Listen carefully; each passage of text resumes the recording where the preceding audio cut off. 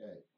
Well, good afternoon, everyone. I would appreciate if you would all mute your microphone, except for Loren. And I am Kent Kahn. I am the Road State College, Northwest Ohio Procurement Technical Assistance Coordinator. And I would like to welcome clients from the Road State College, Northwest Ohio PTAC, covering 13 counties. Clients from the Ohio University PTAC, covering 62 counties. Clients from the Youngstown State University PTAC, covering 3 counties, and clients from CentraComm, who is our partner for today's webinar. I'd also like to welcome my PTAC colleagues from across the state, many of whom you have worked with to help win government contracts. They will also be able to provide information to you regarding cybersecurity certification. Also joining us today is U.S. Small Business Administration Relations Specialist Tim Inch, who is located at the SBA office in Cleveland. And please contact Tim should you need any small business assistance from the Small Business Administration. As you may be able to see, I did post his contact information in the chat room. I appreciate each of you attending today's Cybersecurity Hygiene webinar as we celebrate the 3rd annual Procurement Technical Assistance Center Day. The PTACs were created by Congress in 1985, so we are also celebrating the 35th anniversary of the PTAC. The PTACs were created to help small business with federal, state, and local compete for government contracting opportunities. In 2019, PTAC clients from across Ohio won more than $1 billion, that's with a B, in federal, state, and local government contracts. That's an incredible boost to Ohio's economy. For those of you who are not PTAC clients, you will find our offices at the Ohio Development Services Agency website, and I've also posted that website in the chat room. As we move forward, the U.S. Department of Defense by 2025 will require all of its contractors to have a level of cybersecurity certification based on the Cybersecurity Maturity Model Certification, better known as CMMC. And while many of you may never have a contract with the Department of Defense, cybersecurity is extremely important to all of us. Plus, other government agencies may eventually require some type of cybersecurity certification. We know that many small business owners are working 6 to 7 days a week, 10 to 12 hours a day. Like putting locks on the doors of your business, it's important to protect and put locks on the products and services you created and developed that may be stored on your hard drive or server. Today's webinar was created with those thoughts in mind. We hope it motivates you and your company to cyber secure your business, your hard work, and your innovations. Please type any questions you may have during the webinar in the chat room, and we will do our best to get to them. Today's presenter is Loren Wagner. Loren has a doctorate in information assurance from the University of Fairfax, an MBA from the University of Findlay, and a certificate in security management from the National Defense University. Since 1999, he has been a part-time lecturer at the University of Findlay. He played a major role in the development of their information assurance program. Prior to joining CentraComm, Loren held global senior management positions for a major manufacturer in information technology, networking, and data center operations. Loren is a respected expert in his field and has presented papers and provided dozens of presentations to organizations regarding risk mitigation, cybersecurity, and information technology. Loren's specialties include information assurance, information security practices, National Institute of Standards and Technology, NIST compliance, policy development, risk assessment, risk management, and the application of Lean Six Sigma processes and tools. Loren is currently the Risk and Engineering Senior Executive at CentraComm, a women-owned small business information technology solutions provider in Findlay. And I'd like to add he's an avid golfer and a really nice all-around guy. Ladies and gentlemen, Loren Wagner. Well, thank you, Kent. I appreciate the introduction, and I'm really happy to be part of the program here today, celebrating your third annual PTAC Day, National PTAC Day.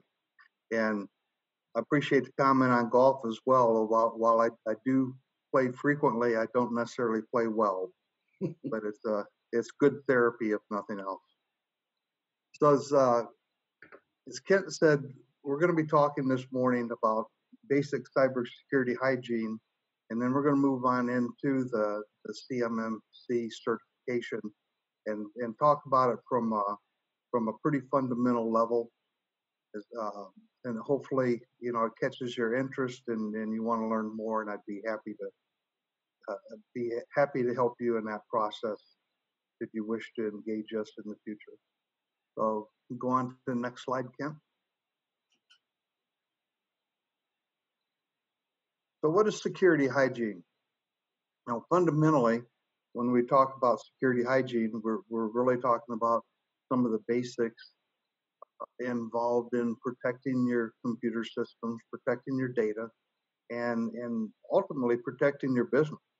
And we'll be talking about that much more later. But there's three particular areas when we talk about security hygiene that come up over and over again.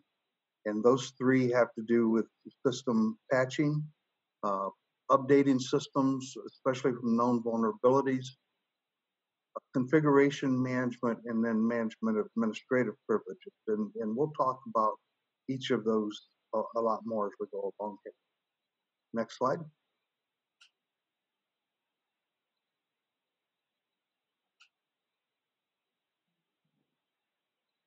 I'm sorry, next slide. I'm trying, it's not going. Oh, okay. Oh, hold on here. Technology is great when it works. Yeah. Huh. Oops. Okay, let's go to that slide.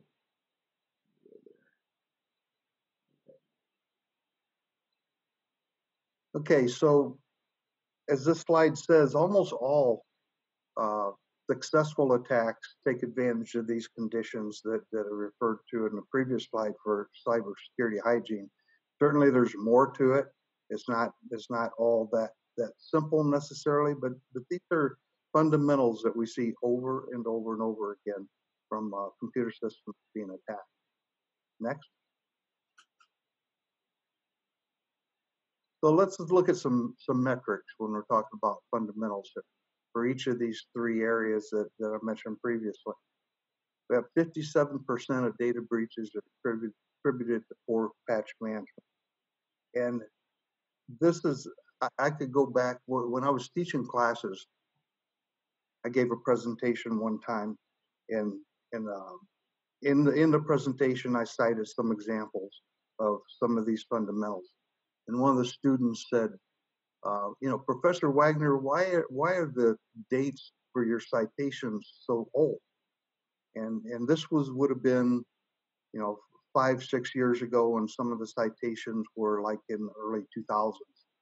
And my comment was, I could bring up a new study and new citation, newer date, but the vulnerabilities are the same and the impact's the same. And unfortunately, that's been the case for nearly 20 years. The same vulnerabilities are taken advantage of. The second one there, on 74% of data breaches start with privileged credential abuse, and that's what the bad guys are ultimately after, trying to get into your systems and be able to access data and information, is getting a hold of credentials that allow them to come in and attack your system. And then this last reference talks specifically about cloud deployment, but in the configuration errors that come up today in cloud-based computing systems, but really configuration errors have been around, even before we started doing cloud computing. So it's not mutually exclusive. Next, please.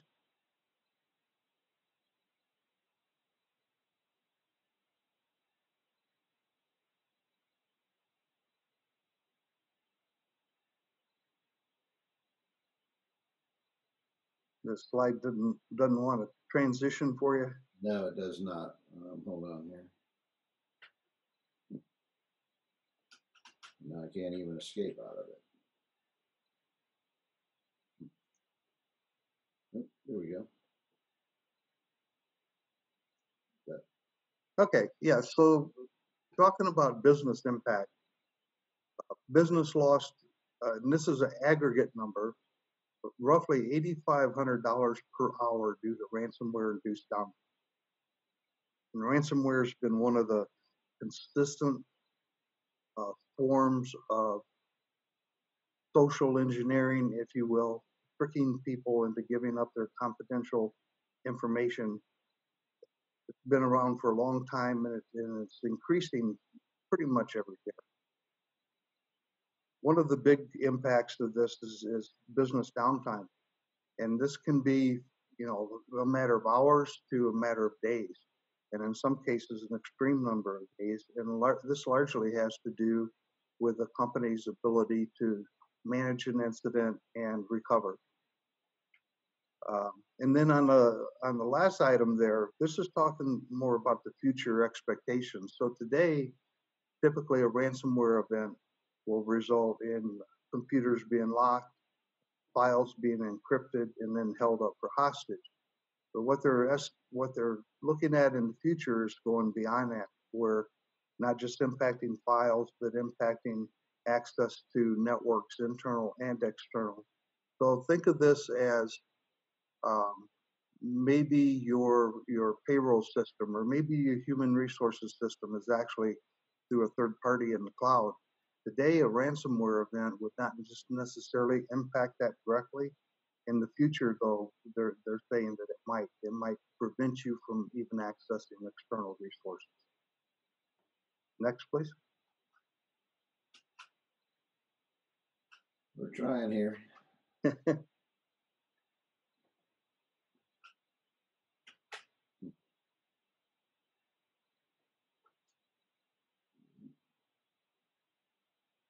And when we look at the manufacturing space, manufacturing is really one of the most aggressively targeted areas by cyber criminals, and their primary goal is stealing intellectual property and trade secrets.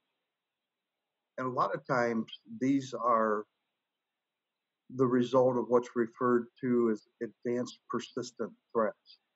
And we'll see reference to that later as well. But advanced persistent threats are types of criminal activities that get into systems. They're very stealthy. They're designed to collect data over a long period of time. They're not designed to take your systems down, at least not immediately, but they're more of an espionage type activity where they're gathering information, gathering intellectual property, learning what you're doing with your manufacturing process, especially if you're a supplier in the Department of Defense Industrial. Next. Okay, so one of the stories that's been referenced many times in terms of espionage is the fighter jet bomber, the F-35, and it's been noted that the very similar fighter was designed in China, and the information that allowed them to design that and to build that at such a rapid pace was due to their ability to get design information from computers operating in the defense industrial. So again, this is an example where advanced persistent threats were likely used in order to spy on manufacturing systems and gather intelligence and gather data. In some cases, it might just be little bits of information at a time that's gathered and then put together and aggregated over time, and ultimately they were able to find a full system very, very similar to our F-35.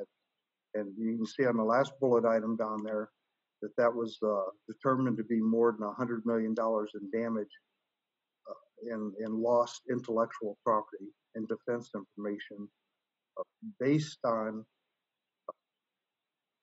manufacturers in the defense industrial base that did not have good security on their systems and basically allowed this type of activity to occur. Next, please.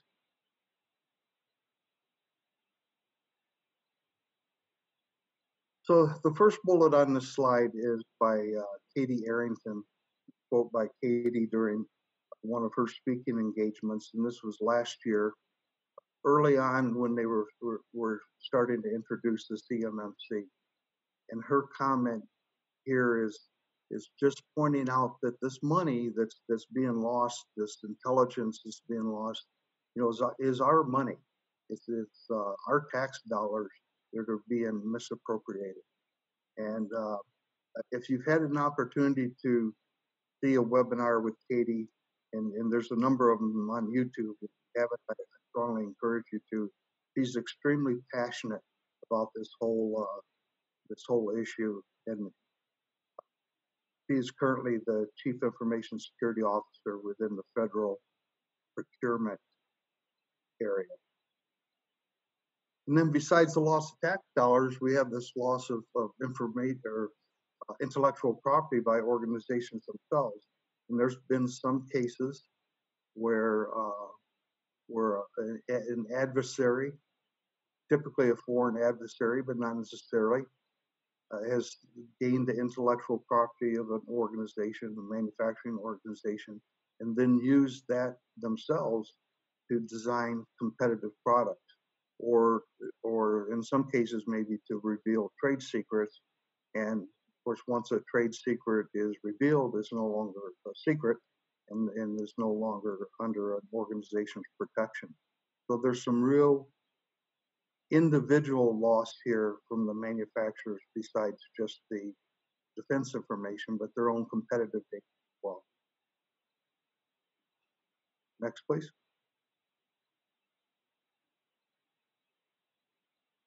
So let's talk a little bit now about the CMMC, the Cybersecurity Maturity Model Certification. This is a new program that's just really being rolled out. It was introduced became a standard, if you will, effective in January of this year. And it's intended to close some of these doors on the security side for organizations that are in the defense supply chain primarily, although we fully expect to see this expanded to other organizations. This is going to impact, or is impacting, all business, all organizations that do business with the Department of Defense. It has 5 maturity levels ranging from basic cybersecurity hygiene to advanced, and we'll look at those a little further in just a moment. But the salient fact here is that last bullet. If an organization does not have the appropriate security processes, controls in place, then once this standard is fully rolled out, this requirement is fully rolled out, they will not be able to bid on government contracts. They don't conform or be certified at the level that's required in order to engage in that contract. And this is going down, not just tier 1 suppliers, but this is going down to all tiers. And the upper tiers are effectively going to be responsible for the lower tiers in telling them what their certification level is required to be, and then ultimately they'll be certified to make sure that they conform to that. They'll be audited. Next slide, please.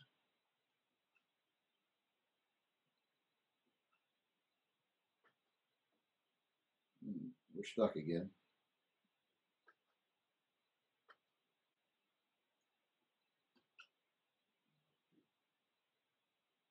So the accreditation body for the CMMC was established January of this year. and they're responsible for setting standards and processes and defining the requirements in order to manage and maintain this program, including training, accreditation, and there's really two specific areas here that we want to point out. One is an organization can be a third-party assessment organization, and these organizations are the ones that would have individuals on their staff that would do audits. So for example, and we'll look at the levels of this in a moment, but for example, let's say you were required on a given bid process for a government contract to be certified at a level 1. Well, there'll be organizations that have auditors on their staff or assessors on their staff that will come in, and it is an on-site practice that will come in and do an audit to see that you conform to level 1. Then there's going to be these, what's referred to as registered practitioners and registered provider organizations. These will be the organizations and individuals that will help you get to the level of certification you're required to do. So they're the ones that will come in and say do a security assessment, determine where you're at, determine where there might be gaps you need to fill in order to meet your certification requirements. These are intended to be two separate organizations. In other words, one organization can be a third-party assessment organization and do audits. Another organization can help get you there, but they're mutually exclusive. So an organization can't do both. For example, I work for CentraComm, and we are working towards a registered practitioner, registered provider organization, so we can help do the assessments, but we cannot also do the audit. So that separation of duties are involved in this program. Next slide.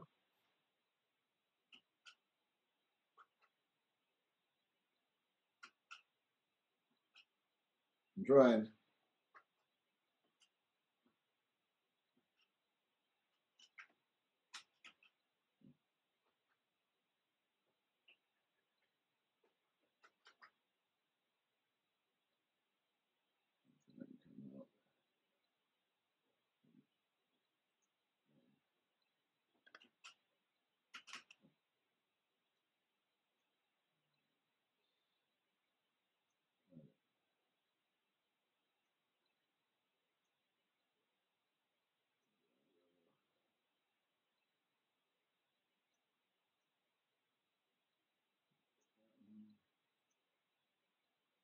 Oops. We were just at that one, right? Yeah, next one, please. Yeah, okay. So there's a couple of important terms. There's a lot of terms involved in this, but a couple of important ones that you'll see here shortly. And one is FCI, that's referred to as federal contract information. This is information that's involved in, say, the bidding process for a given program, and the information within the contract itself that might be considered sensitive data, sensitive information. And then we have controlled unclassified information. CUI information is actual sensitive information that's part of the program itself. So let's say you bid on a contract, you're a level 3, which would be what would be required, a minimum requirement for managing CUI data. And within that program, then there's information that's considered sensitive but not classified. And you're responsible for maintaining the security of that data, whether that data resides on your own internal system or whether that data resides on a third-party system that you're responsible for, such as a cloud-based solution. And either way, you're responsible for the security of that information. Next slide, please.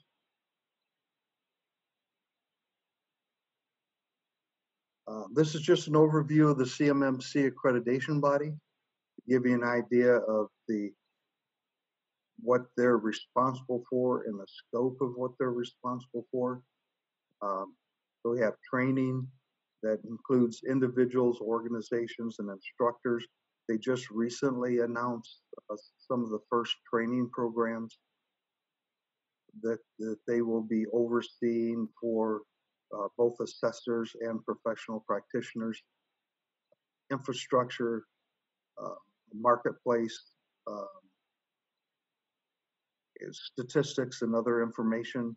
The accreditation process falls within their domain, as well as credentialing, and then assessment operations that has quality management and the actual assessment tool that's going to be made available through the CMMC accreditation. Next slide, please. So here we see the CMMC model structure. Now, today, what the standard that is in control of provides the controls, the definition of controls for managing the CUI data today is the NIST, National Institute of Standards and Technologies, Special Publication 800-171. And today, that's the foundation that's being used and still being recommended until this model is completely rolled out. If you're familiar with that, you'll see these same domains that fall within that 800-171. And it actually comes out to 110 controls that are required. And if you are a supplier today for the defense industrial base, you are already required to conform to these 17 domains. So we'll be talking about some of the controls, specific controls, when we're looking at like a level 1 type certification. But practically speaking, if you are currently serving the Department of Defense, then and you're handling CUI data, you're already required to conform to these domains and the related controls. Next, please. So here's a glimpse at the levels, and there's levels 1 through 5, and you can see on here, level 1 is considered basic cyber hygiene, although I'll have some caution to that particular term as we go along here. But it requires 17 practices or 17 controls, if you will. Then we have level 2, which is an intermediate, on your way to level 3. Level 3 is classified as good cyber hygiene. You'll see there that it has 130 practices. So basically that translates to 130 controls, and in some cases maybe even a few more than that. And then level 4 and level 5. So we'll talk a little bit more about those as we go along here as well. So next, please.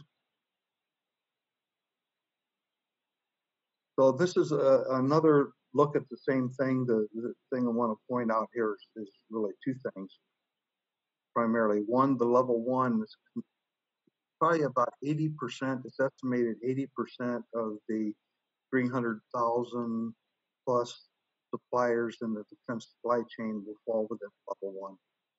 So if they're not required to handle CUI data, then that would be the level that they would fall into at minimum. Level 2 is processes for really basically for getting you up to the level 3, which I said is required if you're managing CUI data. Level 4 and 5 are higher level security requirements, and most likely they're going to be required for suppliers or manufacturers, for example, that handle munitions or other very highly sensitive data. And you notice there at the bottom of it talks about reducing risk of APTs, and that's those advanced persistent threats that I mentioned earlier. The advanced persistent threat example is one that gets into your system, gets into your network, and just kind of sits there and monitors activities, collects data, and shares that data with whoever is controlling that application. It's very, very stealth. So that's one, they call it advanced because they're usually in the network for a very long period of time, and persistent as well. Advanced because they're probably not detected. Persistent because they're going to be there a long time. Next one, please. So a level one is considered very, very basic cybersecurity hygiene, and they talk about it from a maturity perspective as being performed. And what that means is an organization is doing all of the things that level one requires, and they can be certified that they're doing these things, but it's not necessarily documented that they're doing. So they're maybe not quite as organized as what they should be, not optimized as what they should be. They are doing them. They can demonstrate that they're doing them, but they may not have actual policies and procedures, similar information in place in order to support it. Like you would typically see with a auditing type role, somebody would come in and say, "Show me how you're doing it," and then also show me the documentation that supports. Can we go to the next one, please? So when we look at level one, as noted before, it only has 17 practices.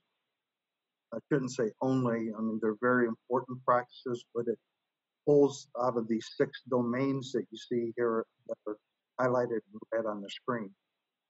So it refers specifically to a subset of access controls, identification and authentication, media protection, physical protection, system and communications protection, and system and information integration. And we'll talk about each of those in the next couple of slides. You go ahead, Ken.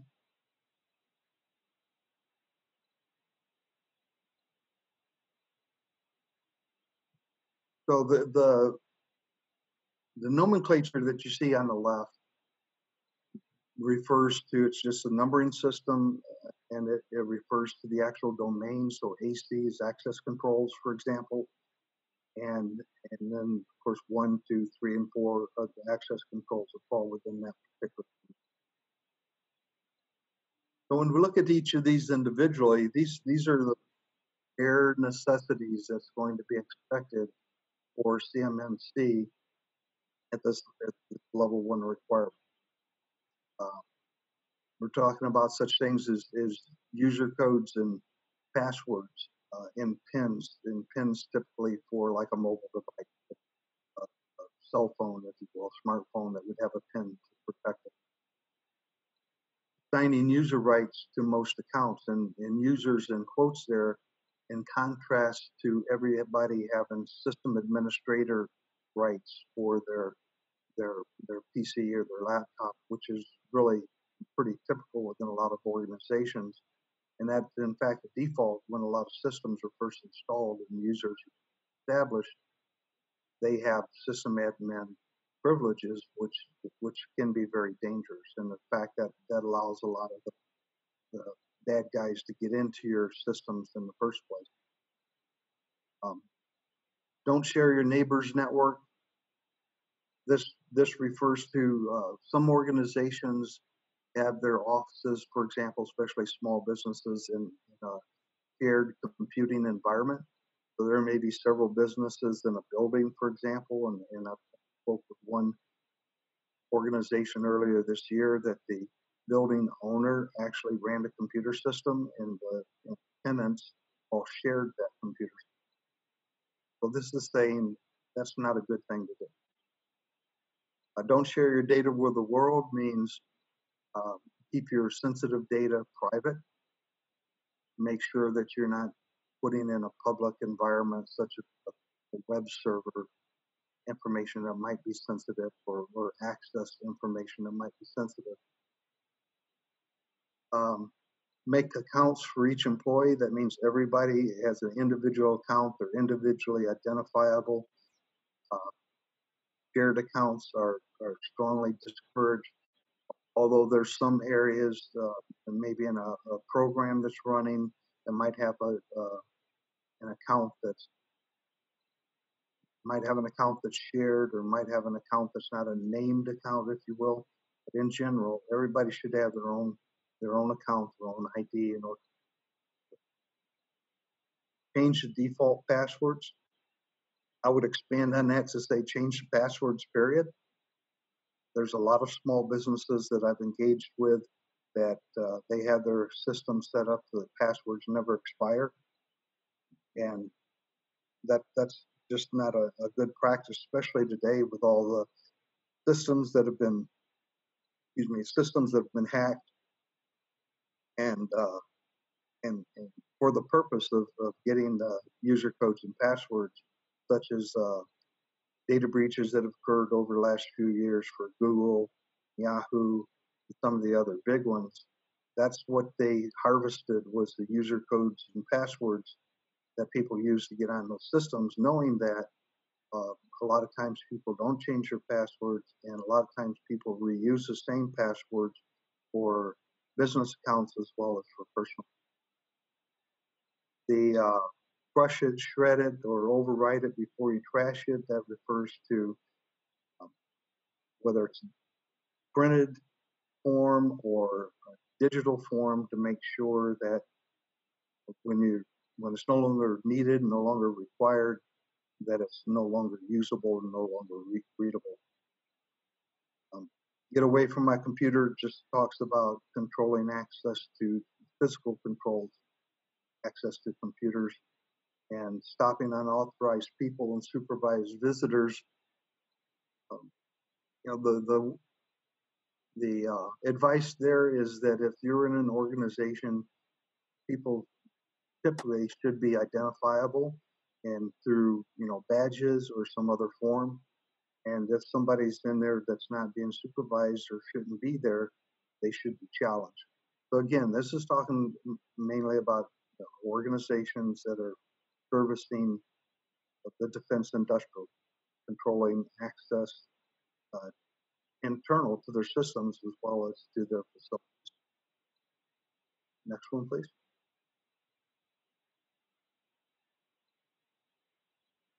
Who was here yesterday refers to logging information, keeping a logbook, or having camera systems that can identify people that have entered your facility and also when they left the facility. I'm going to need your key back simply refers to managing information, managing devices when people leave an organization, that you've collected everything from them that they could be returning, badges, computer systems, cell phones, perhaps, those types. Just because you can doesn't mean you should. In almost every organization that has an IT function, whether it's internal or whether it's somebody that they bring in to service their systems, somebody is going to have privilege access. Somebody's going to have administrative access. And that administrative access is intended for them to do specific roles. And even though they may be able to access data that they shouldn't, then they shouldn't. I mean, they can come in and control your computer system and read your payroll data, but they're not authorized to read their payroll. Then they shouldn't be, and that should be part of controls with the employees. Install updates, as mentioned earlier, is to install patches on your system, keep them up to date. This is one of the biggest lack of controls that we have. There are some vulnerabilities within networks and within systems that have existed existed because people have patched their systems for sometimes 5 years, 10 years, and even longer. using antivirus systems, anti-malware systems, and make sure that they're kept up to date. Subscribe for threat protection, and then enable antivirus to do periodic scans. Now, the one thing that a caution here, and I think I might actually say it on another slide, but don't forget, this is by CMMC standards, this is considered basic cyber hygiene. But by security standards, normal security standards, typical security standards, there's controls in here that are not in here that really should be. For example, it says nothing about backing up your system. It says nothing about user training and awareness. But just a few additional controls really should be in place, even at this level 1, although they're not needed in order to get certified. And I point out that link at the bottom. This site, and I have it on a reference page later, the CMMCaudit.org has a lot of plain talk information on it. I strongly recommend that site for you guys to take a look. Next slide, please. So potential liabilities.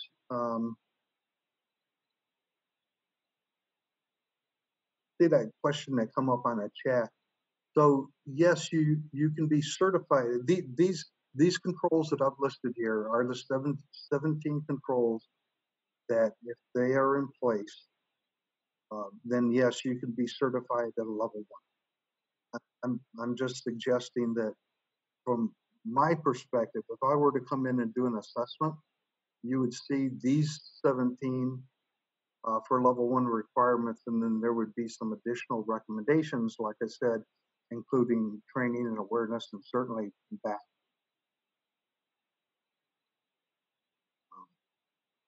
So this potential liability, this is really pretty recent in this court case.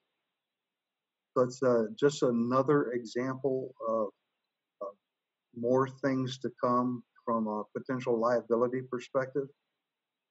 So what happened here, and like I said, in today's world, you're required to conform to 800-171 if you're handling confidential and unclassified information. However, it's what's referred to as a self-assessment process today. So what you do is you are signing a contract that says I conform to all 110 controls. If I don't conform to all 110 controls, here's the areas that I'm deficient in, and here's a plan for me to implement these additional controls or close these additional gaps. In this particular case, the organization was found to not state all the areas where their controls were deficient, and therefore they misrepresented what they had in place. And as such, this could be considered a material event, because had the non-disclosure been known, or the extent of the non-disclosure been known, then they might not have been able to get the bid on the project at this point. So this is the first actual court case that we've seen that applies to this, and as you can see in this case, they were found to be deficient. Their compliance was insufficient, and therefore they'll be held liable. So presumably they would have some sort of fine levied against them.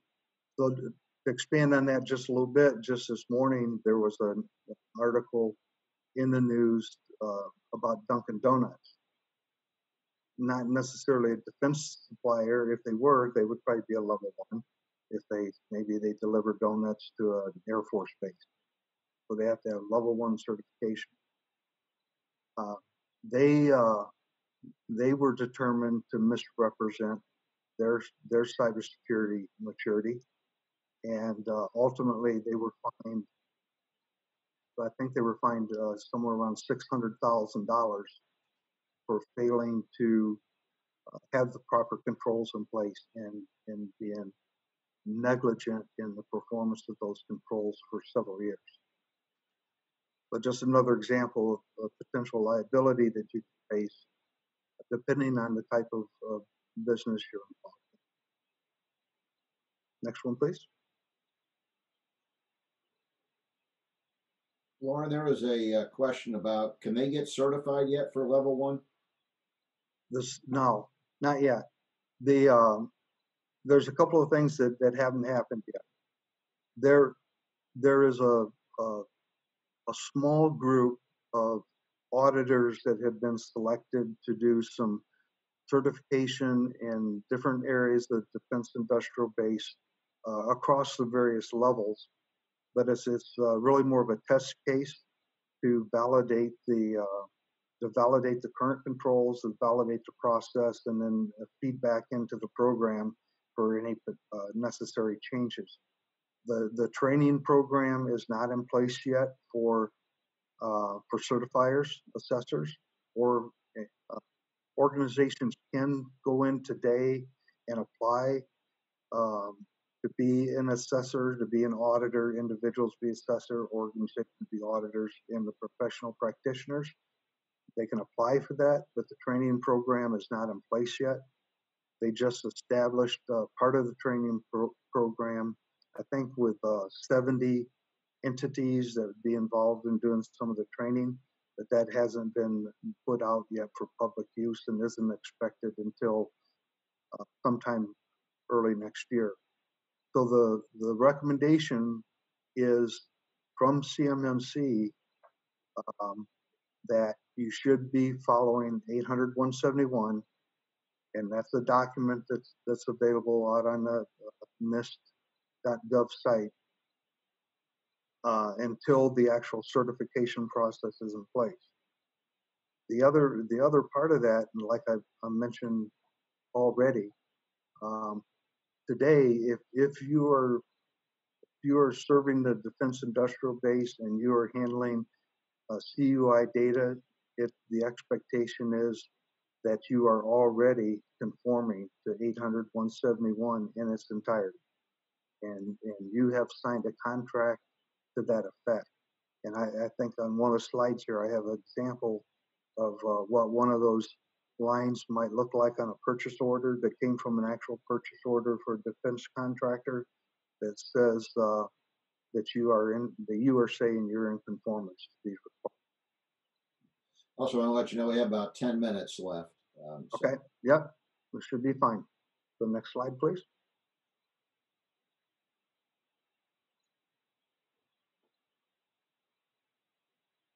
Okay, so you must assume a minimum of a level 1.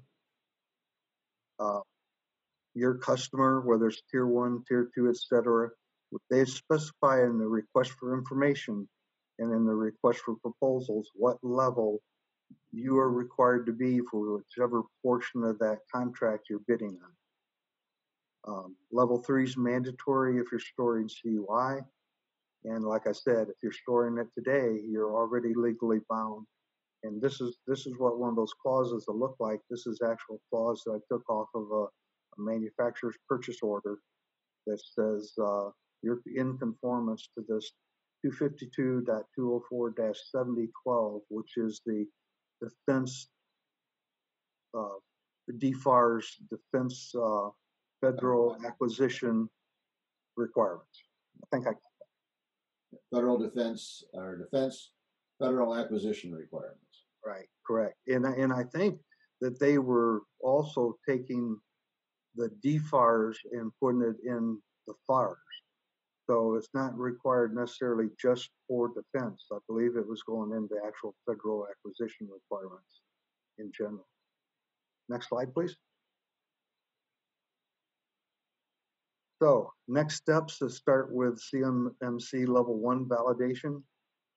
Are you doing all of those things? Are we doing all of those things? Even if you're not doing business with the DoD, because we are seeing evidence where this is being going into other areas such as the automotive industry is also starting to mandate some of these requirements. Strongly advise a third-party assessment, a risk assessment and assistance. Consider using a managed services provider to have somebody help you with this.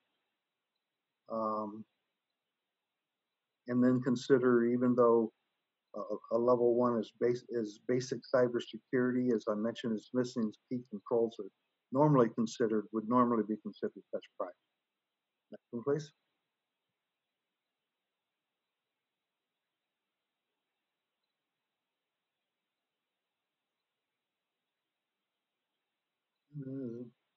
Did I skip one? Yeah, I think you might have skipped one. There we go. Okay, go to 23. One more. Yeah. Okay. So yeah, that was the end of the formal presentation. Here's a list of resources that I encourage you to take a look at, and then there's some other resources as well. If you ask for the slide deck, that Ken does have a slide deck that he can send to you, and it has additional resources on there for your review as well. But I think we have a few more minutes. Ken, we can take some questions. Right. Another question is, do these apply to vendors with companies that do business with the Department of Defense?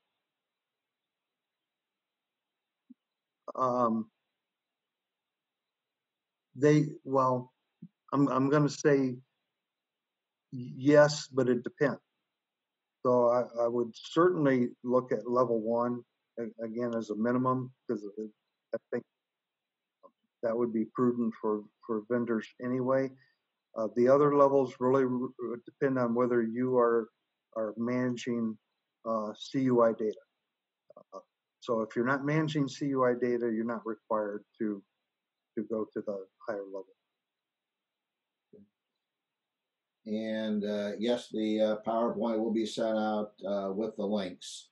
And also, I wanted to ask you, Loren, again, some of the businesses joined us today probably won't do business with the Department of Defense, but really the 17 initiatives under level 1 are really good for any company or any individual, rather, to protect their sensitive data that they have stored on their computer, right?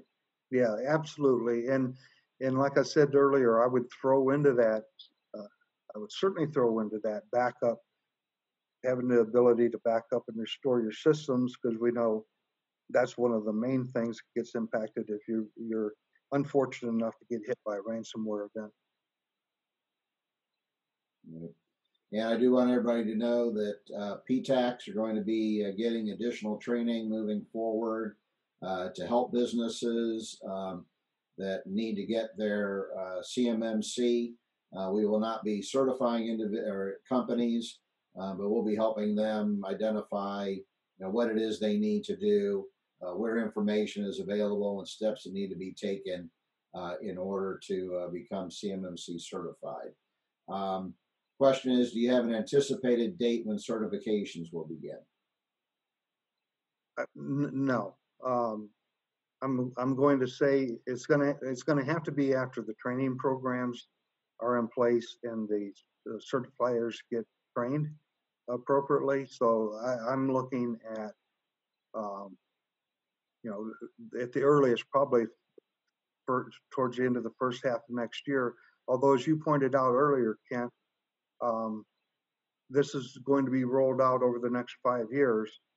But if you're in a position to where you're bidding on a contract and it requires the certification, then that's not necessarily going to be 5 years away. I don't think it impacts any existing contracts, so they're not going to come back and say you need to make this certification to continue, but it certainly will be effective with new contracts, new bids. Right, and it'll be spelled out as contracts come out on the open market, what is required in order to bid on that contract, and so it's going to be a gradual rollout. Again, depending on what it is that that you're going to be supplying to the federal government. But again, right now this is with the Department of Defense, and again, it's just good cybersecurity hygiene to protect the hard work that everybody is doing, and as you said, to provide to avoid that ransomware situations. Here's one. I'm a sole proprietor. I have cybersecurity from a company with an office in Virginia that has installed cybersecurity protection on my computer's operating system with encryption. Will it be very difficult to get level 2 certification for my bids?